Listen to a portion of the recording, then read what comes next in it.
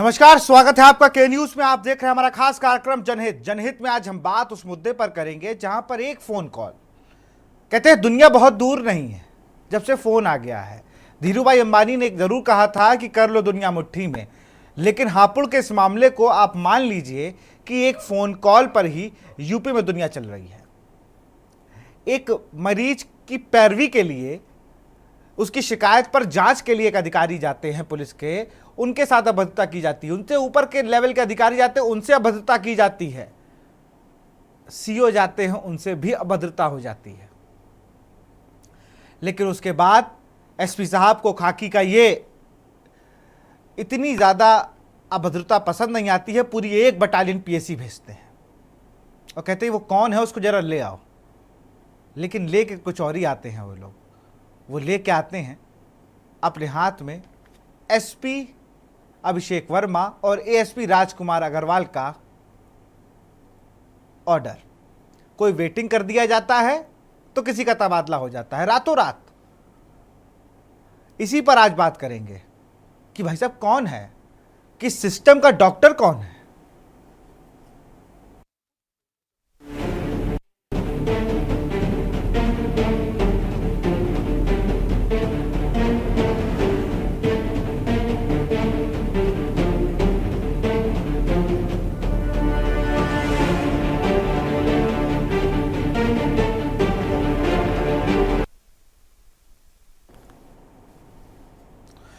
हम बात करेंगे सिस्टम के डॉक्टरों की, लेकिन एक जो भाई स्वास्थ्य विभाग की खबर यह भी है कि यहां पर एसपी, एसपी, कोतवाली, इंस्पेक्टर सब हटा दिए गए। सीएमएस का इस्तीफा। लेकिन खबर और है, अब वो रामनगरी अयोध्या से है। यूपी के डिप्टी सीएम ब्रजेश पाठक के लाख प्रयासों के बावजूद अयोध्या जनपद के सीएससी खैरनपुर के डॉक्टर मरीजों का शोषण करने से बाज नहीं आ रहे हैं। योगी सरकार यहां के डॉक्टर को ठेंगा दिखाते नजर आए हैं, जमकर कमीशनखोरी कर रहे हैं। वहीं इस मामले पर चिकित्सा विभाग के जिम्मेदार अफसर भी चुप्पी साधे हुए हैं। यूपी के डिप्टी सीएम ब्रजेश पाठक ने रायबरेली के सरकारी अस्पताल का औचक निरीक्षण किया था, जिसमें गैर हाजिर रहने वाले कर्मचारियों व डॉक्टरों को वेतन काटने का निर्देश दिया गया, लेकिन उसका असर अयोध्या तक नहीं पहुंच पाया। के न्यूज इंडिया के संवाददाता प्रवेश पांडे लगभग 1:30 बजे सीएससी खैरनपुर पहुंचे, जहां पर देखा गया कि 1 रुपए की पर्ची पर हजारों रुपए की दवाइयां, 5-5 हजार तक जांचें लिखी जा रही हैं। जब कोई गरीब किसान बीमार होता है तो यही सोचता है कि सरकारी अस्पताल चले, मात्र 1 रुपए में बेहतर इलाज हो जाएगा। लेकिन तीमारदारों को क्या पता कि सीएससी के डॉक्टर इतने बेरहम हैं कि गरीबी में भी आटा गीला कर देते हैं। देख लीजिए एक बार। हाँ डॉक्टर साहब को। हाँ दिखाए। हाँ जी। तो दवा कहाँ से लेंगे आप? अब यहाँ अंदर से कुछ दिए हैं, कुछ बाहर से। बाहर से कैसे लेंगे? अब पैसे से लेंगे और कैसे लेंगे। क्या सोच के आए थे कि फ्री में इलाज होगा? अब आए तो वही थे, मगर जब नहीं हुआ तो अब जितना इनके पास है उतना दे रहे हैं, बाकी और भी लोगों से बात करेंगे। तो कुछ लोग हैं। आज आप आए थे सामुदायिक स्वास्थ्य। अभी दवा भी नहीं लिया है, अभी पर्चा भी बाकी है। कितने दवा ली थी? इससे पहले लेके गया, अभी सारा अभी थोड़ा बाकी है। कितने की लेगी इससे पहले? 1800 की। अब कहाँ से खरीदी दवा? सामने मेडिकल से। मेडिकल स्टोर से। जी। कौन डॉक्टर? क्या सोच के आते हैं सरकारी? सोच के यही आते हैं कि मुझे वहाँ फ्री हो गए, यहाँ तो 2000-2500 पूरा पड़ जाता है एक दफा का। देखिए, यहाँ के जो लोग हैं, यहाँ पे जो पेशेंट आए, वो स्वयं जो है बता रहे हैं कि 1 रुपए की पर्ची पे जो है 1000, 2000, 2500 रुपए की दवा मिलती है। ये वही जो है सामुदायिक स्वास्थ्य केंद्र खैरनपुर है, जहां से जो है बड़ी बड़ी बातें निकली है। यूपी के डिप्टी सीएम ब्रजेश पाठक जी स्वयं जो है लगातार सामुदायिक स्वास्थ्य केंद्र या प्राथमिक स्वास्थ्य केंद्र या जिला अस्पताल पे लगातार छापामारी कर रहे हैं, लेकिन हो सकता है कि उनके संज्ञान में ये सामुदायिक स्वास्थ्य केंद्र रुदौली ना आ रहा हो, या यूं कहें कि यहाँ के जो अधीक्षक साहब हैं, ये भी जो जनप्रतिनिधि होते हैं, उनकी फेरी करने में अक्सर माहिर माने जाते हैं, क्योंकि लगातार यहीं पर उनका जमावड़ा है। कई वर्षों से, करीब 7-8 वर्षों से लगातार यहीं पर जमे हुए हैं। बीच में हालांकि उनका 2 बार ट्रांसफर हुआ, लेकिन ज्यादा दिन अलग कहीं नहीं रुक पाए। वो सुहावल भी गए, 1-1.5 महीने वहां रहे, वहां से सीधा जो है पलटी मार के कामाख्या मंदिर पहुंच गए, और कामाख्या मंदिर सीएससी सुनबा से जो है पुनः उसी सीएससी पे पहुंच गए, जहां पर वो शुरू से लेकर अब तक तैनात हैं। प्रवेश पांडे, के न्यूज, अयोध्या। और इसी खबर पर अधिक जानकारी के साथ प्रवेश पांडे हमारे साथ फोन लाइन पर जुड़ चुके हैं। प्रवेश, कल जब आप ग्राउंड जीरो पर थे तो जो चीज़ें दिखी वो सच में बड़ी ऐसी तस्वीरें हैं जो आपको परेशान करेंगी कि भाई 1 रुपए की पर्चे पे और बात हो रही है वहाँ पर 1500 1800 की दवाएं। तो ये दवाएं आ रही जा कहाँ रही हैं? बिल्कुल, आपको बता दूं विशाल, जिस तरीके से 1 रुपए की पर्ची पर हजारों रुपए की दवाइयां लिखी जा रही हैं, ऐसा नहीं है कि अधिकारी इससे संज्ञान नहीं ले रहे हैं, बल्कि अधिकारियों के पूरा संज्ञान में है, लेकिन इस पर कार्रवाई करने से लगातार जो है कतरा रहे हैं। अगर सीएससी खैरनपुर के अधीक्षक की बात करें तो लगभग 1 दशक इनको पूरा होने वाला है। वो किसी न किसी रूप में अपनी सेवाएं यही दे रहे हैं। बीच में उनका ट्रांसफर तो हुआ, लेकिन 1-1.5 महीने बाद जो है वो पुनः वही सीएससी खैरनपुर पे आ जाते हैं। तो कहीं न कहीं जो सीएससी खैरनपुर है वो एक बड़ी सीएससी मानी जाती है और एक दिन में हजारों रुपए की कमाई भी मानी जाती है। इसके साथ साथ आपको बता दो कि जो सरकारी अस्पताल है वहाँ पे 2 रंग की बिल्डिंगें हैं। एक तो 9 से 2 बजे तक चलती है, जो 1 रुपए की पर्ची पर जो है काली कमाई की जाती है बाहर से दवाई लिखकर, और उसके बाद में दूसरी बिल्डिंग में जो है प्राइवेट प्रैक्टिस शुरू कर दी जाती है, जहां पर 200, 250, 300, 500 रुपए लेकर फीस लेकर मरीजों को देखा जाता है। तो इस तरीके के हालात है अयोध्या जनपद के। एक तरफ तो डिप्टी सीएम ब्रजेश पाठक जी लगातार छापेमारी कर रहे हैं, लेकिन जो उनका भय है छापेमारी का या उनकी जो कार्रवाई है, हो सकता है अयोध्या के डॉक्टरों में उनका भय नहीं दिख रहा है, जो लापरवाह डॉक्टर हैं। जी बहुत बहुत शुक्रिया प्रवेश, तमाम जानकारी के लिए आपका।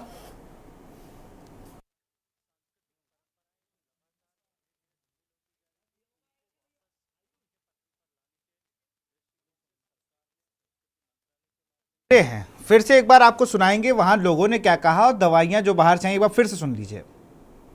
डॉक्टर साहब को हाँ दिखाए। दवा लिखी आपको? हाँ जी। तो दवा कहाँ से लेंगे आप? अब यहाँ अंदर से कुछ दिए हैं, कुछ पैसे से लेंगे और कैसे लेंगे। क्या सोच के आए थे कि फ्री में इलाज होगा? अब आए तो वही थे, मगर जब नहीं हुआ तो अब जितना इनके पास है उतना दे रहे हैं, बाकी और भी लोगों से बात करेंगे। तो कुछ लोग हैं, आज आप आए थे सामुदायिक स्वास्थ्य, अभी दवा भी नहीं लिया है, अभी पर्चा भी बाकी है। इससे पहले लेके गया, अभी सारा अभी थोड़ा बाकी है। 1800 की। कहाँ से खरीदी? सामने मेडिकल से। मेडिकल स्टोर से। क्या सोच के आते हैं सरकारी? सोच के। और हमारे साथ अयोध्या के सीएमओ जुड़ चुके हैं, संजय जैन साहब। सर, स्वागत है आपका के न्यूज़ में। क्या योगी सरकार सरकारी अस्पतालों में दवा नहीं मुहैया करा पा रही है क्या, जो बाहर से दवाएं लिखी जा रही हैं? नहीं, हमारे पास सभी प्रकार की दवाएं पर्याप्त मात्रा में उपलब्ध हैं और सभी चिकित्सकों को मेरा बिल्कुल स्पष्ट निर्देश है कि किसी भी मरीज को एक भी पैसे की दवा बाहर से नहीं लिखनी है। हमारे पास सभी दवा पर्याप्त मात्रा में उपलब्ध है। किसी भी प्रकार की जांच के लिए भी मरीज को बाहर नहीं भेजना है। अपने पास सभी प्रकार की जांचें उपलब्ध है। अगर किसी वजह से कोई जांच अपने यहाँ नहीं उपलब्ध है तो उसको उच्च अस्पताल रेफर करना है। यहाँ पे जनपद पे जो है जिला अस्पताल भी है, मेडिकल कॉलेज भी है, तो हमारे पास सभी तरह की सब जांचें उपलब्ध हैं। तो किसी भी मरीज को कोई जांच बाहर से नहीं लिखनी है। नहीं तो जिस तरीके से अगर बाहर की जो हॉस्पिटल में मान रहा हूँ दवाएं आप कह रहे हैं, आपकी बात मान रहा हूँ, तो क्या किसी कमीशन के चक्कर में लिखी जा रही हैं क्या दवाएं उसी पर्चे पे, 1 रुपए के पर्चे पे? नहीं, तो मेरे संज्ञान में ये नहीं है। अगर इस तरह का किसी को बाहर से लिखी गई है तो मैं उसकी जांच करवाऊंगा और अगर ये बात सही पाई जाती है तो उसके खिलाफ सख्त कार्रवाई होगी। बिल्कुल। और कल हमारी टीम ने निरीक्षण किया तो वहां पर तो मैं आपको ये फुटेज भी दिला सकता हूं, जो फुटेज हमारे पास है, जिसमें लोग ये कह रहे हैं कि 1500-1800 की दवाएं हैं। हाँ, और एक चीज मैं पूछूंगा आपसे, अगर मुझे ये प्रमाण आप उपलब्ध करवाएंगे तो मैं उसमें सख्त कार्रवाई, उनके जिन्होंने भी बाहर से दवा या जांचें लिखी है मैं उनको खिलाफ सख्त कार्रवाई करूंगा। और एक सवाल मेरा और भी है, आप तो जितने जिम्मेदार अधिकारी हैं आप, और बहुत सेंसिटिव एरिया अयोध्या भी है, एक डॉक्टर सीएससी पे कितने समय तक तैनात रह सकता है, कितने वर्ष होता है? देखिए वैसे तो जो है, जो क्राइटेरिया है कि जनपद में 7 साल की गवर्नमेंट हर साल गवर्नमेंट ट्रांसफर पॉलिसी निकालती है और उसमें वो उसी समय निर्धारित करती है ना। मगर जो है ये ट्रांसफर जो है मेरे स्तर से नहीं होता है। ट्रांसफर मेरे स्तर से नहीं होता है। मैं जनपद से बाहर किसी को ट्रांसफर नहीं कर सकता हूँ। अगर ट्रांसफर मैं कर सकता हूं तो मैं कभी कभी ट्रांसफर अगर मुझे करने पड़ते हैं प्रशासनिक कारणों से तो जनपद के अंदर ही करता हूं। जनपद के बाहर ट्रांसफर जो है शासन स्तर से होते हैं, उसमें मेरी कोई से नहीं है। बिल्कुल। मैं सर, आप कह रहे थे कि प्रमाण, तो मैं एक बार, अगर आप मुझे 2 मिनट का समय देंगे तो मैं आपको फिर से वो फुटेज सुना पाऊंगा जिसमें लोग ये कह रहे हैं। एक बार वो पूरा जो हमारे रिपोर्टर ने लोगों से बातचीत की वो एक बार दिखा दिया जाए। दिखाए डॉक्टर साहब को? हाँ दिखाए। दवा लिखी है आपको? हाँ जी। तो दवा कहाँ से लेंगे आप? अब यहाँ अंदर से कुछ दिए हैं, कुछ बाहर से। बाहर से कैसे लेंगे? अब पैसे से लेंगे और कैसे लेंगे। क्या सोच के आए थे कि फ्री में इलाज होगा? अब आए तो वही थे, मगर जब नहीं हुआ तो अब जितना इनके पास है उतना दे रहे हैं, बाकी और भी लोगों से बात करेंगे। तो कुछ लोग हैं, आज आप आए थे सामुदायिक स्वास्थ्य? अभी दवा भी नहीं लिया है, अभी पर्चा भी बाकी है। दवा इससे पहले लेके गया, अभी सारा अभी थोड़ा बाकी है। लेगी इससे पहले? 1800 की। कहाँ से खरीदी दवा? सामने मटका। क्या सोच के आते हैं सरकारी? सोच के यही आते हैं कि मुझे वहाँ फ्री हो गए, यहाँ तो 2000 2500 पूरा पड़ जाता है एक दफा का। संजय जी, आपने खुद ही सुन लिया। आप इसमें तो आप चाहेंगे तो फुटेज भी आपको प्रोवाइड करा देगा हम। नहीं, सुनिए, है ना, ये वीडियो की जो है प्रामाणिकता जो है वो सिद्ध करनी पड़ेगी। दूसरा, मैंने आपसे कल भी रिक्वेस्ट की थी, आज भी कह रहा हूँ, 1-2 मरीजों के पर्चे मुझे उपलब्ध करा दें जी। जिसमें बाहर से दवा लिखी गई है, पर्चे उपलब्ध करवा दें, मरीज का नाम बता दें। मैंने इसमें इंक्वायरी तो शुरू कल ही कर दी, जब आपने कल मुझसे बात की थी जी। मैंने तभी इसका संज्ञान लेके, मगर जो है खाली मौखिक आरोप के अलावा कोई मुझे पुख्ता प्रमाण भी चाहिए। अगर मरीजों के पर्चे अगर आप उपलब्ध करा पाए, मैं अपने स्तर से इंक्वायरी तो करूंगा ही करूंगा। जी। मौखिक अगर आपने कंप्लेन की है तो उसकी भी इंक्वायरी करूंगा, और वो मैं उसका निर्देश दे भी चुका हूँ। मगर ये कि अगर एक आध पर्चे मुझे मिल जाए तो मेरी हेल्प हो जाएगी एक्शन लेने में। बिल्कुल बिल्कुल, हम उसको उपलब्ध कराएंगे। बहुत बहुत शुक्रिया संजय जी हमसे जुड़ने के लिए। तो जैसा कि आप सुना आपने कि अयोध्या के सीएमओ का साफ कहना है कि हमने इंक्वायरी शुरू कर दी है और जो मरीज आप कैमरे पर बोले हैं उनके पर्चे अगर मिल जाएंगे तो हमें एक्शन लेने में और भी आसानी होगी। और अब बात करेंगे उस कांड ने जिसने पूरे यूपी के अफसरों को थोड़ा सा परेशान किया। उत्तर प्रदेश की योगी सरकार ने मंगलवार देर रात हापुड़ के एसपी और एएसपी पर बड़ा एक्शन लिया, जिसके तहत अब हापुड़ के एसपी अभिषेक वर्मा को हटाकर वेटिंग में डाल दिया है। अब उनकी जगह गाजियाबाद पुलिस कमिश्नरेट में तैनात कुंवर ज्ञानंजय सिंह को हापुड़ का नया एसपी बनाया गया है। वहीं उनके तबादले के मात्र कुछ ही घंटों बाद ही अपर पुलिस अधीक्षक राजकुमार अग्रवाल को भी उनके पद से हटा दिया गया। मिली जानकारी के अनुसार उनको गाजियाबाद पुलिस कमिश्नरेट में पुलिस उपायुक्त के पद पर तैनात किया गया है। अब इन दोनों अधिकारियों के तबादले से जुड़ी खबर ने चर्चाओं का माहौल गर्म कर दिया है। जहां एक तरफ अभिषेक वर्मा का ये ट्रांसफर एक रूटीन ट्रांसफर के तहत देखा जा रहा है, तो वहीं अपर पुलिस अधीक्षक राजकुमार अग्रवाल के ट्रांसफर को रामा मेडिकल के कॉलेज के प्रबंधन की शिकायत से जोड़कर देखा जा रहा है।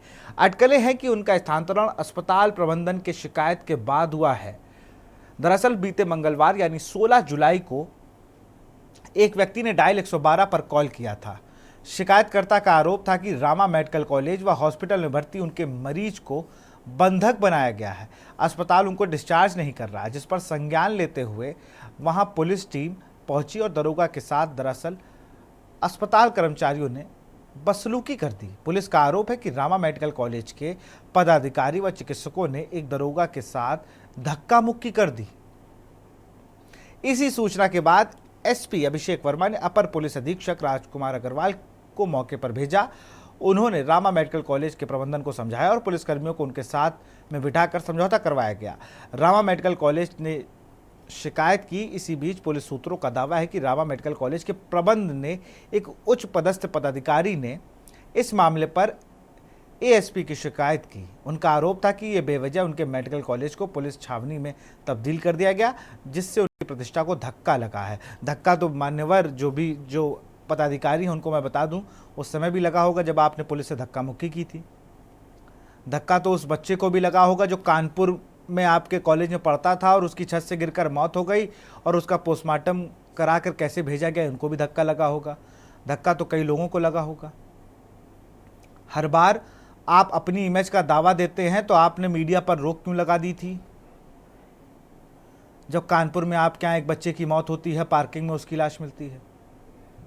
बहुत सी बातें अब अटकलें उठ रही हैं कि एसपी और एएसपी दोनों पर हुए इस एक्शन का कारण रामा मेडिकल कॉलेज प्रबंधन का यही शिकायत है। इसी बीच सूत्रों से मिली खबर के अनुसार इस मामले पर अब सीईओ और इंस्पेक्टर पर भी कार्रवाई हो गई है। अमिताभ ठाकुर जो पूर्व आईपीएस हैं, उन्होंने क्या कुछ कहा और साथ ही साथ तीमारदार जो उस वक्त मौजूद थे, तीमारदार के लड़के ने क्या कुछ कहा वो भी सुन लेते हैं। आया था तो मम्मी को दिखाया मैंने यहाँ पर, तो मम्मी के गांठ बताई थी, उसके लिए ऑपरेशन बताया था। तो मैंने मम्मी का ऑपरेशन के लिए एग्री हुआ और मम्मी का ऑपरेशन 1 तारीख को हो चुका था और 1 तारीख से आज तक की रिपोर्ट है कि ब्लड रुक नहीं रहा उनका। और हमने डॉक्टर से मालूम किया तो डॉक्टर ने हमें आनाकानी बताई कि रुक जाएगा, नहीं रुकेगा, कुछ चीज़ ये हो रही है, तो गांठ पूरी नहीं निकली, दुनिया भर की बातें बताई। फिर जब मैं परेशान ज़्यादा हो गया, ब्लीडिंग नहीं रुक रही, खून चढ़ावा जा रहा हूँ मैं मम्मी को और ब्लीडिंग रुक नहीं रही थी, तो उस दौरान मैंने मम्मी को अपनी दोबारा से उनसे कहा कि सर क्या दिक्कत है, तो ये नहीं बता रहे थे मुझे। बोलिए सर। फिर मैंने इनसे कैसमरी मांगी है, कैसमरी इन्होंने मुझे इनकार कर दिया कि कैसमरी नहीं देंगे हम तुम्हें। फिर मैं थोड़ा सा इन को टाइट हुआ तो इन्होंने मेरे को कैसमरी के लिए एग्री हो गए और कैसमरी मेरे को गलत बना के दे दी, जिसमें कैसमरी में लिखा था कि पेशेंट जो आया है मेरे पास वो खून बहता हुआ आया था, जबकि मेरी मम्मी का ऑपरेशन ही यहाँ पर हुआ था। फिर उसके बाद इन्होंने बोला मेरे को आनाकानी करने ले। फिर मैंने 112 पे कॉल की, 112 मेरे पास आई है, उनको मैंने अपनी कंडीशन बताई तो वे नीचे गार्ड था, उनसे उन्होंने कंफर्म किया कि ये का इंचार्ज कौन है। तो इंचार्ज उन्होंने गार्ड ने बताया कि 3rd फ्लोर पे बैठता है। 3rd फ्लोर पे जाने के बाद दरोगा ने उनसे मालूम किया कि यहाँ का इंचार्ज कौन है, तो उन्होंने बताया कि इनका यहाँ का इंचार्ज ये है। पूछा कि जुबैदा पेशेंट आपके पास है, तो उन्होंने बोला कि हाँ है। कि सर क्या दिक्कत है इनको, तो बोला वहाँ का इंचार्ज कि तुम कौन होते हो, क्या कर लोगे तुम। तो सर ने जो दरोगा है उन्होंने बोला कि हम कुछ करने नहीं आए, हम इंक्वायरी करने आए बस। तो तुम कौन होते हो इंक्वायरी करने वाले, क्या कर लोगे तुम मेरा, पुलिस क्या है ये चीज़ है। तो उन्होंने पुलिस वालों को भी उल्टा सीधा बोला और मुझे ही बोला उल्टा सीधा। उसके बाद उन्होंने बोला अपने गार्ड होम गार्ड जो होते हैं उनके सिक्योरिटी, तो उन्होंने बोला कि इनको निकालो और पुलिस वालों को कि इनको निकाल के बाहर धक्का दो। 2 बार ये बात बोली, पुलिस वालों को धक्का दिया, फिर मुझे भी बाहर निकाल के फेंक दिया। अच्छा, उसके बाद सर हम बाहर आ गए, बस यही हुआ था सर। अच्छा, ये जो कल कितने बजे की घटना थी पूरी? ये कल सर 2 बजे के लगभग समथिंग 2 बजे की घटना थी। उसके बाद अधिकारी भी पहुंचे थे वहाँ पे? सर अधिकारी भी पहुंचे थे, पुलिस काफी प्रशासन था वहाँ पर। हापुड़ के रामा अस्पताल प्रकरण में मरीज के पक्ष में सही कार्रवाई कर रहे एसपी और एडिशनल एसपी हापुड़ को रातों रात बेइज्जत करके ट्रांसफर कर दिया जाना मौजूदा भाजपा सरकार की हकीकत को एक बार पुनः सामने लाता है और यह स्पष्ट करता है कि यह सरकार सिर्फ और सिर्फ विरोधियों और विपक्षियों पर कार्रवाई करने में सक्षम है। आजाद अधिकार सेना रामा अस्पताल की पीड़ित महिला के मामले में न्याय दिलाए जाने तथा अस्पताल कर्मियों द्वारा दरोगा पर हमला किए जाने के मामले में एफआईआर दर्ज कर समुचित पुलिस कार्रवाई किए जाने की मांग करता है। और ये एक लौता मामला नहीं, ऐसे तमाम मामले। एक महिला ने और आरोप लगाया, वो भी देखिए। मुझे ना आँख दिखाने की कर्जा ना आपका हमें 15 दिन हो गए यहाँ पड़े देख लो यार, आँखों को कोई का परेशान करवाना ऑपरेशन कर दिया उसका, कर दिया ना आपका ऑपरेशन। दिक्कत है पोए में, आपको नसूर बंद हो रहा है इसका। और इसी पर बात करेंगे। हमारे साथ अमन त्यागी हैं, सहयोगी हापुड़ है, श्वेता दुबे बीजेपी नेता है, आनंद राय सपा नेता है, आलोक त्रिपाठी वरिष्ठ पत्रकार है। मैं सबसे पहले अमन त्यागी के पास चलूंगा। अमन, अगर बात की जाए और सबसे बड़ी बात यह है कि भाई ऐसा क्या हो गया, अगर आप क्या हम आ गए पूछताछ करने तो कौन सा गलत कर दिया भाई, ऐसी कौन सी ताकत थी? और इससे पहले भी आपने कई मामले उठाए हैं रामा के। बिल्कुल विशाल, देखिए दर्शकों को पहले मैं यही बताना चाहूंगा कि एक महिला जो जुबेरा नाम की, जो 25 जून को रामा मेडिकल कॉलेज में जो हॉस्पिटल है उसमें एडमिट हुई थी, जिसका उपचार वहां पे चल रहा था। डॉक्टरों ने उसकी रीढ़ की हड्डी में ट्यूमर बता दिया था जिसका ऑपरेशन होना था। डॉक्टरों ने सकुशल ऑपरेशन भी कर दिया, लेकिन कहीं ना कहीं जो तीमारदार है उसने उसकी डिस्चार्ज समरी मांगी। डिस्चार्ज समरी मांगने के बाद अस्पताल ने उसको धमकाया। धमकाने के बाद जब वो पीड़ित जो परेशान हो गया तो उसने डायल 112 पे हापुड़ पुलिस को फोन किया, जिस पर मौके पर जो है एक दरोगा और 2 कांस्टेबल पहुंचे। तो वहां पर पहुंचने के बाद जो वहां पर जो प्रबंधक है रामा के, उन्होंने उनके साथ अभद्रता का व्यवहार किया। व्यवहार करने के बाद जब उन्होंने जाकर कोतवाली में यह सूचना बताई डायल 112 वालों ने, तो वहां पर जो है इंस्पेक्टर खुद मौके पर पहुंचे, तो उनके साथ भी जो है अभद्रता की गई। उसके बाद उन्होंने जो है पूरे मामले को हापुड़ पुलिस कप्तान अभिषेक वर्मा को बताया। अभिषेक वर्मा ने वहां पर पुलिस फोर्स भेज दी कि जाइए आप उनको गिरफ्तार करके लाइए। लेकिन आनंद फानन में जो भी हुआ, रात को फोन बजने शुरू हो गए और रात को ही जो है एसपी और एडिशनल एसपी का ट्रांसफर हो गया। देखिए, रामा मेडिकल कॉलेज का ये पहला मामला नहीं है।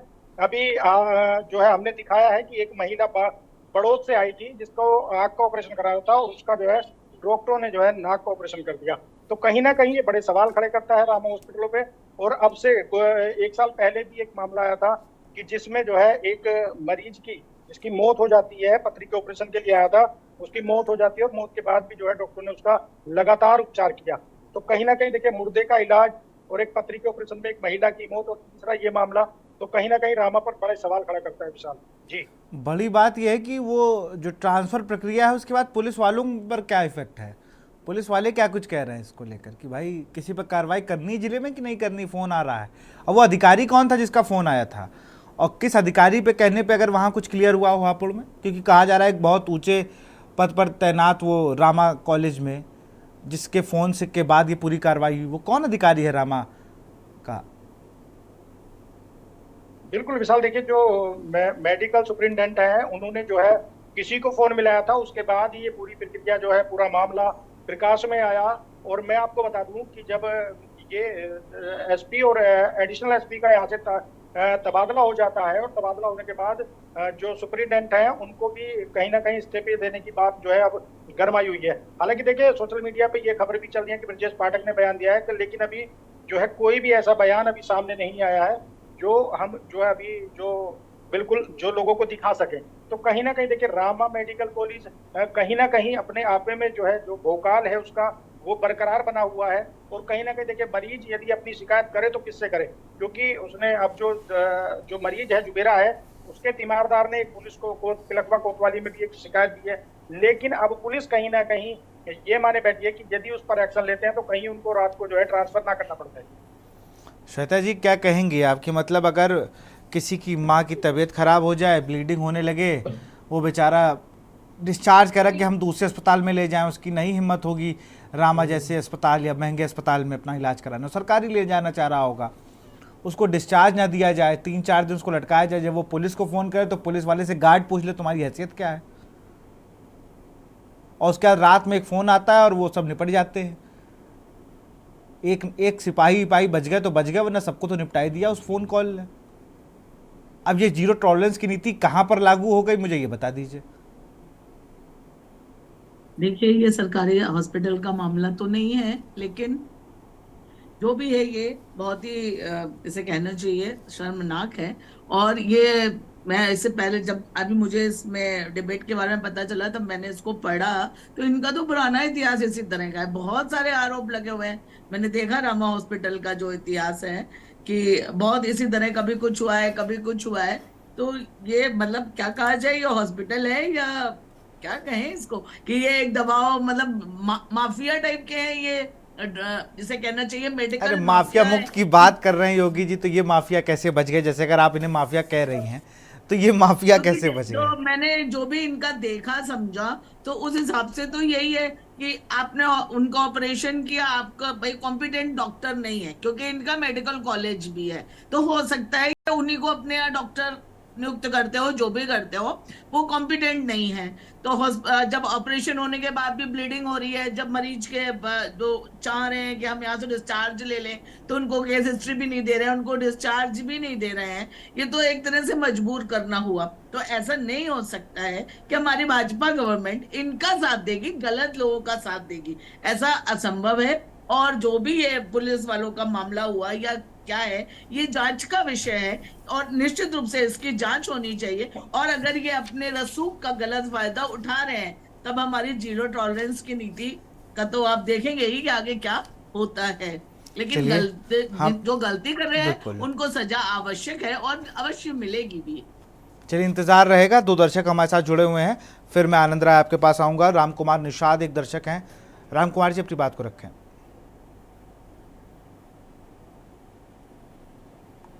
सुरेश अवस्थी हैं एक दर्शक। सुरेश जी, अपनी बात को रखें।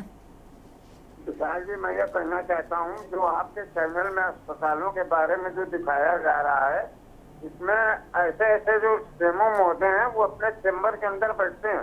चेम्बर के अंदर मत बैठे, वहाँ अस्पतालों में जाकर डॉक्टरों की देखें डॉक्टर क्या दवा लिख रहे हैं, क्या दवा नहीं दे रहे हैं। दवा स्टॉक में होने के बावजूद भी मरीजों को दवा नहीं दी जाती है, क्योंकि जो जमींदार अपने मरीज को ले जाते हैं उनको अपनी जान बचानी होती है, वो पैसे परवाह नहीं करते कि अस्पताल से हमको दवा मुहैया कराई जा रही कि नहीं, हमको मरीज को बचाना है। वो बाहर से मजबूती दवा, बाहर से महंगी दवा लेके आता है, अपने मरीज को बचाने की कोशिश प्रयास करता है। उसके सामने मजबूरी सामने रहती है, मरीज को उसको बचाना पड़ता है। जी बिल्कुल, बहुत बहुत शुक्रिया अपनी बात को रखने के लिए। हम सिस्टम के डॉक्टर पे और बात करेंगे, लेकिन एक छोटे से ब्रेक के बाद।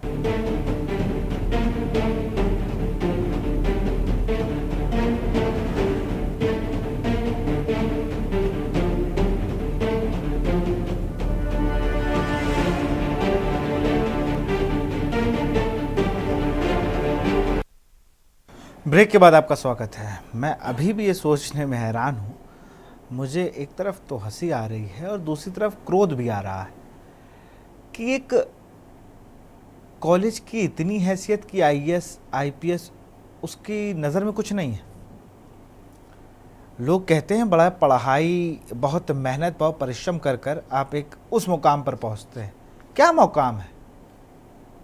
आप एक फ़ोन कॉल से उस जिले से हटा दिए गए, कल जहां पर 1 घंटे पहले तक आप वहां के शासक हो रहे थे। शासक तो नहीं, मतलब एक अधिकारी, प्रतिष्ठित अधिकारी हो रहे थे, आप वेटिंग में डाल दिए गए। कितनी बड़ी सेटिंग होगी?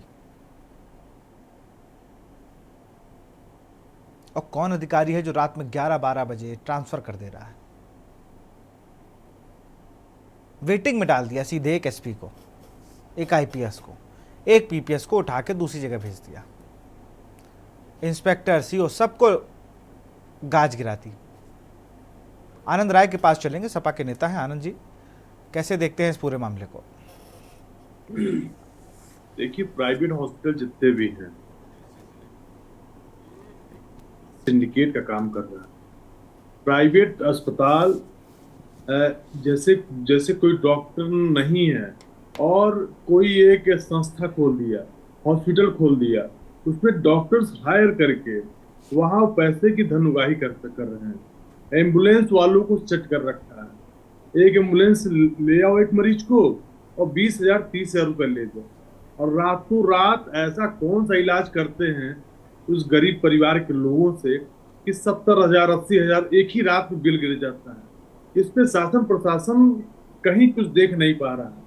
और अभी आपने कहा एसपी, सीओ, इंस्पेक्टर, इन लोगों का सभी को तबादला हो गया, चाहे सस्पेंड हो गए, चाहे वेटिंग में चले गए। तो माननीय मुख्यमंत्री जी के पास ये विभाग है, ये इतनी बड़ी चूक हुई कहाँ? अगर आपका विभाग ही नहीं आपसे आप सुधर रहा है, आपके कंट्रोल में नहीं है, तो आप इस्तीफा देने का काम करिए और देश के प्रदेश के लोगों को चैन की सांस सुलाइए। आप तो मौत के घाट सुलाने का काम कर रहे हैं। जो अशिक्षित हैं, जो बिना पढ़े लिखे डिग्री लेके और हॉस्पिटल खोल दे रहा है और धन उगाही का वो अड्डा बना ले रहा है। हमारे गोरखपुर में भी यही सब चल रहा है, बाकी भी जिलों में मैं देख रहा हूँ ऐसे ही कार्रवाई हो रही है। तो माननीय योगी आदित्यनाथ जी बुलडोजर से बस घर ही गिराएंगे क्या? अगर बीमारी से कोई परेशान है, वो एडमिट हो जाता है, तो वो गरीब परिवार कहाँ से कर्जा लेके आता है? 10-10% पे सूद ब्याज पे पैसे लेके आते हैं, वो कहाँ से अपनी भरपाई करेंगे? ब्याज ना देने पर दबंग उनके खेत लिखवा लेते हैं, उनके जेवर गिरवी रख लेते हैं। बहुत सोचनीय और विचारणीय विषय, इसमें सरकार को सोचना चाहिए।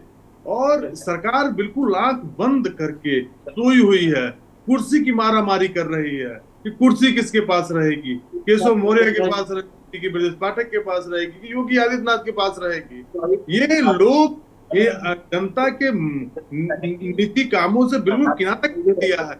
जनता मरे जिए क्या करे, उनको इससे कोई मतलब नहीं है। उनको सरकार में रहना है और सरकार चलाना है। अब कुछ ही महीने बचे हैं, 24-25 महीने। बिल्कुल आनंद जी मैं रोकूंगा आपको। हमारे साथ पूर्व IPS अमिताभ ठाकुर जी जुड़ चुके हैं। अमिताभ जी, इस पूरी घटना पर लेकर आपने अपना बयान जारी किया था, कैसे देखते हैं इस पूरी घटना को? कौन है वो अधिकारी होंगे जो इतनी रात में एक फोन कॉल पर मात्र ट्रांसफर किए दे रहे हैं? देखिए, मैं कहूँगा, चूंकि जाहिर सी बात है कि मैं एक विपक्षी मैं समझूंगा कि मतलब सत्ता पार्टी के साथ नहीं हूं, तो एक सामान्य रूप से कहा जाएगा भाई आपका तो काम और आपका धर्म और आपकी सब कुछ आलोचना ही करना है, बुराई करना है। और वो जाहिर सी बात है कि वो हमारा दायित्व भी है कि जो गलत होता है, व्यवस्थाजन्य गलतियां, एक विपक्षी राजनीतिक व्यक्ति के रूप में भी और सामाजिक चेतना वाले व्यक्ति के रूप में भी, तो मैं समझता हूं कि वो मुझे बहुत विशेष कहने की जरूरत नहीं है। मौजूदा जो सरकार है और जिसका गुणगान करने वाले भी काफी संख्या में हैं, वो अपना कर रहे हैं और प्रसन्न है। मुझे उनकी प्रसन्नता पे कोई टिप्पणी नहीं करनी है, लेकिन कुछ बुनियादी बातें सुनिए। यह सरकार दो एक्सट्रीम्स पे चलती है। जो कमजोर या फिर मान लीजिए कि विपक्षी, विरोधी या आवाज न उठाने की हैसियत रखने वाले व्यक्ति दिखते हैं, उनको बिल्कुल दबा दिया, कहाँ डाल दिया। मैंने एक टिप्पणी पढ़ी सोशल मीडिया पे, एक व्यक्ति ने कहा कि अपने विधायकों, अपने मंत्रियों तक, अपने कार्यकर्ताओं की बातों को सिरे से दरकिनार करने वाली सरकार ने आखिर किसके दबाव में, किस लालच में, किस कारण से, किस हेतु ऐसा कर दिया जो कि मतलब आदमी सामान्य रूप से जिसका परिकल्पना नहीं कर सकता। लेकिन यदि आप उसके अंदर जाइए तो सीधे दिखता है कि धनबल एक बहुत ही बड़ा बल है।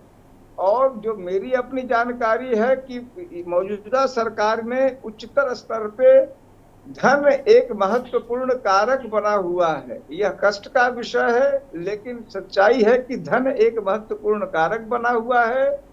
और कई बार सीधे आपको याद होगा, मुख्यमंत्री के जो प्रधान सचिव हैं एक लंबे समय से, उन पर एक पेट्रोल पंप के मामले में 32 लाख रुपए के लेन देन का आरोप लगा था, उन्नाव के पेट्रोल पंप के मालिक के मामले में।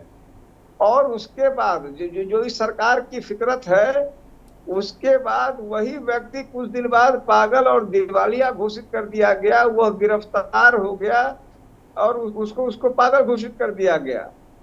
मैंने भी बाद में, मेरे पास कुछ साथी आए थे कि उनकी मदद कीजिए, मेरी उनसे वार्ता हुई। उन्होंने साफ कह दिया कि जिंदा रहूंगा तो फिर 32 लाख वापस आ जाएंगे, अब मैं उस चक्कर में नहीं पड़ूंगा। यानी भय का इतना अतिरेक कर दिया गया कि उसकी हिम्मत नहीं हुई दोबारा इस प्रकरण को पुनर्जीवित करने की और यह कहने की कि मेरे आरोप सही थे।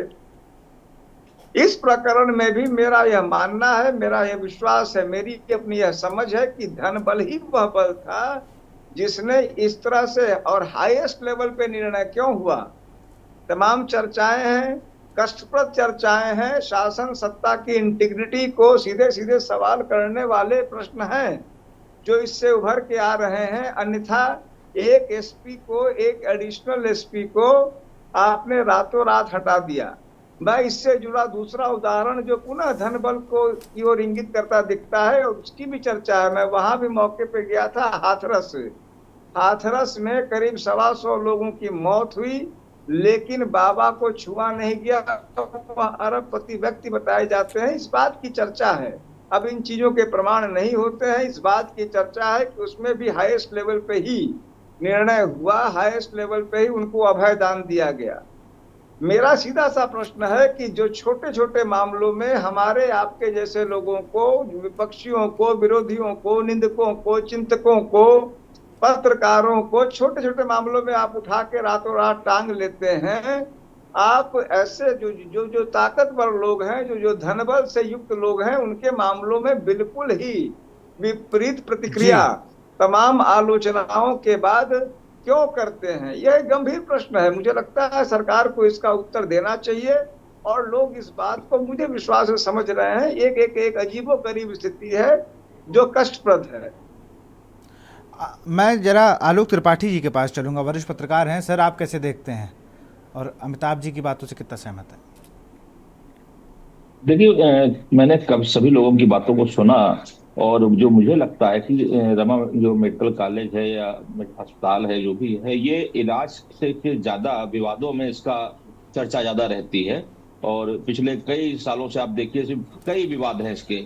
कभी इलाज के नाम पे बहुत कम लोगों ने सुना होगा कोई बढ़िया इलाज किसी का किया हो या कुछ ऐसा कर दिया हो जिससे रमा मेडिकल कॉलेज का नाम आया हो। हमेशा विवादों में रहा है। रही बात जो इस तरह के जो अस्पताल मेडिकल कॉलेज होते हैं, आप देखिए जो इस तरह के मेडिकल कॉलेज, इस तरह के शिक्षण संस्थान, इस तरह से प्रॉपर्टी का जो लोग काम करते हैं, उन लोगों के संपर्क बड़े ऊंचे होते हैं, क्योंकि ये लोग जो एक कमाई का एक बहुत बड़ा हिस्सा का एक कहीं ना कहीं कुछ लोगों को जोड़े रखने के लिए, इस जो आज जैसे घटना हुई, इस तरह की घटनाओं में कैसे फायदा मिलेगा, कैसे हम बचेंगे, उसके लिए खर्च करते हैं। तो यही कारण है कि इस तरह के लोग जब वक्त पड़ता है तो रात के 11-12 बजे नहीं, रात के 2 बजे इस तरह की पुलिस के अधिकारियों को ट्रांसफर कराने की हैसियत रखते हैं, क्योंकि उसके पीछे कई सालों से वो मेहनत कर रहे होते हैं, उन नेताओं, उन अधिकारियों, उन ब्यूरोक्रेट्स के पीछे, जिनको वक्त पे वो यूज करते हैं। तो यही कारण है कि आज जो घटना हुई, ये रमा मेडिकल कॉलेज का मामला आया है, जिसमें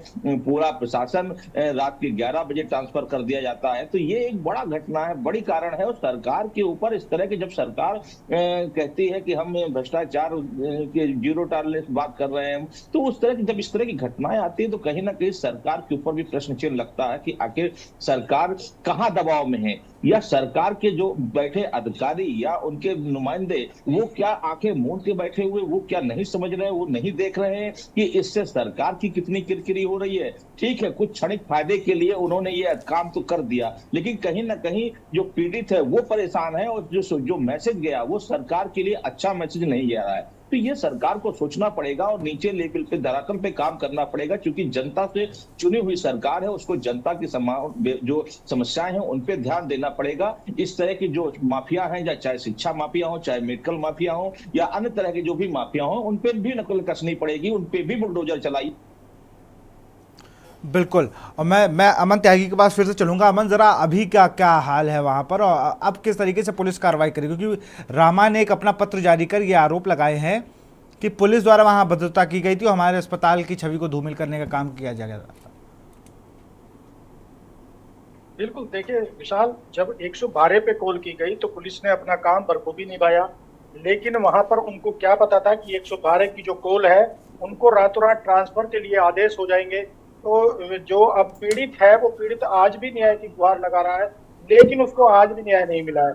और कहीं ना कहीं रामा मेडिकल कॉलेज जो हॉस्पिटल है, उसके हौसले भी इसलिए बुलंद है कि बार बार सुर्खियों में रहने के बाद भी उस पर जो है ठोस कार्रवाई नहीं हुई। तो इसी वजह से जो है रामा मेडिकल कॉलेज में ये मामले आगे बढ़ते जा रहे हैं और आगे भी ऐसे ही बढ़ते जाएंगे। कहीं ना कहीं देखिए, उच्च अधिकारियों की पहले जांच होनी चाहिए थी कि जो मामला उनको फोन पे बताया गया था वो मामला सही है या गलत है, लेकिन ऐसा नहीं होने के बावजूद भी उनका ट्रांसफर कर दिया गया। कोई भी मामला देख लीजिएगा, पहले उसमें जांच कमेटी बैठाई जाती है, अब उस पर जो है कोई एक्शन लिया जाता है, लेकिन इसमें बिल्कुल विपरीत हुआ है कि ऐसा कुछ नहीं हुआ, कि इसमें जो है पहले ट्रांसफर कर दिया गया। अब जांच की बातें जो है निकल कर सामने आ रही हैं। जी विशाल। बिल्कुल। श्वेता दुबे जी कैसे देखती हैं? अभी अमिताभ ठाकुर जी ने भी तमाम बातें बताई। ये बात एकदम सत्य है कि अधिकारियों के इस तरह के क्रियाकलापों से हमारी सरकार का सर नीचा होता है, और जो हमने जनता को विश्वास दिला के अपनी सरकार बनाई है, कहीं ना कहीं हम जनता के उस पर विफल साबित होते हैं। तो जैसा कि अभी आपने सुना होगा कि ये जो चुनाव की समीक्षा हुई, उसमें भी ये एक बात कही गई है कि अधिकारियों के जरूरत से ज्यादा बेलगाम हो जाने की नहीं, ये आप किस सेंस में कह रही है? रामा मामले में अधिकारी तो बेलगाम नहीं हुए, जो प्रथम दृष्टया दिख रहा है। अधिकारी हैं हाँ, जो सरकार तक सही चीज पहुंचने ही नहीं देते हैं। बिल्कुल। ये भाई साहब आलोक त्रिपाठी जी भी कई बार इस बात को कह चुके हैं कि वो एक बीच में गैप बहुत लंबा बना दिया जाता है कि सरकार तक सही बात पहुंचती नहीं। अभी भी देखिए, इसी मामले में ये नहीं कहा गया, बताया गया कि सही वस्तु स्थिति क्या थी। ये कहा कि पुलिस ने वहां जाकर मिसबिहेव किया। तो ये सब बातें एकदम सही पटल पर आनी चाहिए, और ये कार्य आप लोग कर सकते हैं, पत्रकार विशेष रूप से आप लोग कर सकते हैं, जिससे कि सरकार तक सही बातें पहुंचे और हम जो ये भ्रांति जनता में फैलती जा रही है हमारी सरकार के खिलाफ, ये दूर हो। और जो हमारी नीति है जीरो टॉलरेंस की, वो उस पर पूरा, और सिर्फ हम बुलडोजर ऐसे ही नहीं चलाते हैं, अगर गलत है तो रामा मेडिकल पर भी बुलडोजर चलना चाहिए। ये मैं भाजपा में सरकार में होते हुए अपने पार्टी की तरफ से बोल रही हूँ कि जो गलत है उसके संग जो गलत का है किया है उसका न्याय जरूर होगा, और जनता को और आम लोगों को जो इसमें दोषी नहीं है और उनको जबरदस्ती प्रताड़ित किया जा रहा है, उनको इस चीजों से मुक्ति दिलाई जाएगी और दोषी को सजा मिलेगी। बिल्कुल, पत्रकारों की बात है तो मुझे लगता है आलोक जी कुछ कहना चाह रहे थे। आलोक जी।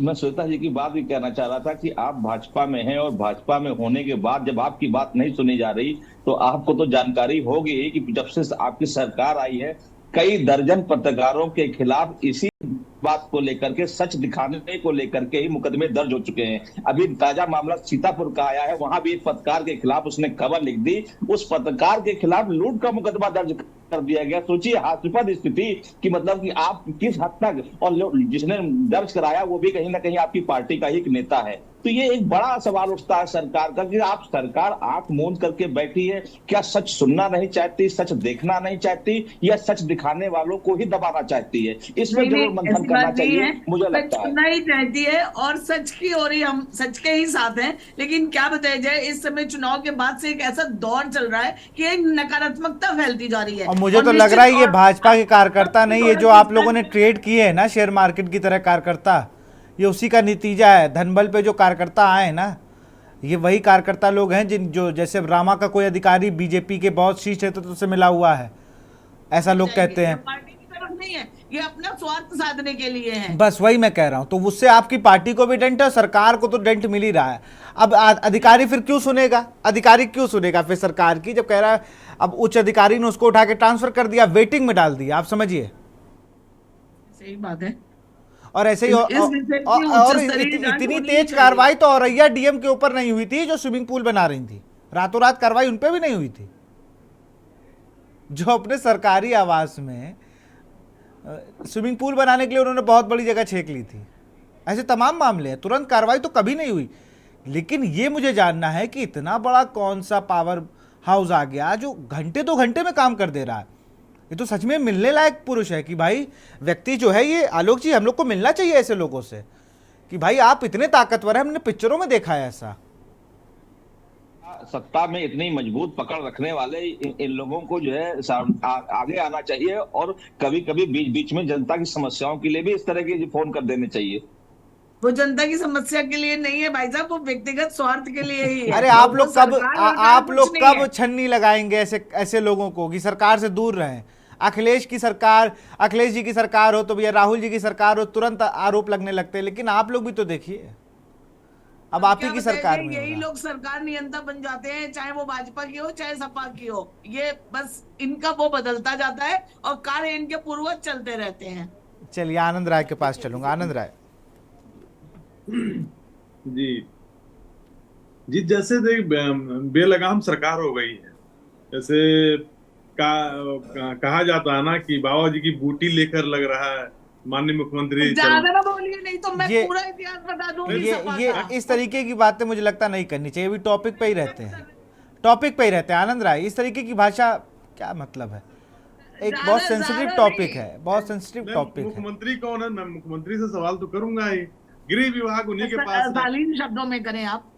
नहीं सुनिए, हाँ ठीक है। मुख्यमंत्री नहीं कहेंगे, मर्द भी हैं और आपसे हमसे बड़े भी हैं उम्र में भी। अरे हमारे जिले के ही हैं, मुझसे बेहतर नहीं जानते। आप कुछ भी बोलेंगे, उनका नाम लेके बोलने लग जाएंगे। मुख्यमंत्री है ना, आपके पड़ोसी हैं तो भी। नहीं, इन शब्दों का प्रयोग नहीं होना चाहिए। आनंद राय, बिल्कुल मैं इस पक्ष में नहीं हूँ। इन तरीके के शब्दों का प्रयोग से आप भी बचें। जी, तो मैं कहना चाहता हूँ, माननीय मुख्यमंत्री, अभी मैं सुन रहा था, कोई भी ट्रांसफर मुख्यमंत्री के टेबल से होती है, कोई भी नियुक्ति मुख्यमंत्री के टेबल से होती है। तो मुख्यमंत्री जी क्या कर रहे हैं? 1 घंटे में ट्रांसफर करवा दे रहा है तो कोई कर दे रहा है, तो क्या इसका मतलब तो सरकार बेलगाम है ही? अगर इनको सोचना नहीं चाहिए कि एक जो फंसा पड़ा है, कोई बीमारी से व्यथित है, जो नहीं जा पा रहा है, ट्रांसफर पोस्टिंग नहीं, पैसा नहीं दे रहा, तो ट्रांसफर पोस्टिंग नहीं हो पा रही है, तो जो परेशान है उनकी नहीं हो रही है। 1 घंटे में माननीय मुख्यमंत्री जी के विभाग का ही ट्रांसफर कौन कर दे रहा है? तो अभी तक इस पे कोई कार्रवाई नहीं हुई है। और जो पीड़ित हैं, जो पीड़ित परिवार है, और सब लोगों को मिलकर उसकी आवाज को उठा के सरकार को आईना दिखाने का काम करना चाहिए और उसकी मदद हो जाए तो ये बहुत बड़ी बात होगी। मैं चाहता हूं सरकार संज्ञान लेकर जो ट्रांसफर पोस्टिंग कर रहा है, आप देखिए, लेकिन किसके दबाव में कर रहा है, लेकिन उस परिवार का कल्याण हो जाए। जो भी परिवार पीड़ित है वो हमें आपके बीच में से और कोई नहीं है। तो हम सबका दायित्व बनता है कि ये उसकी मदद हो जाए।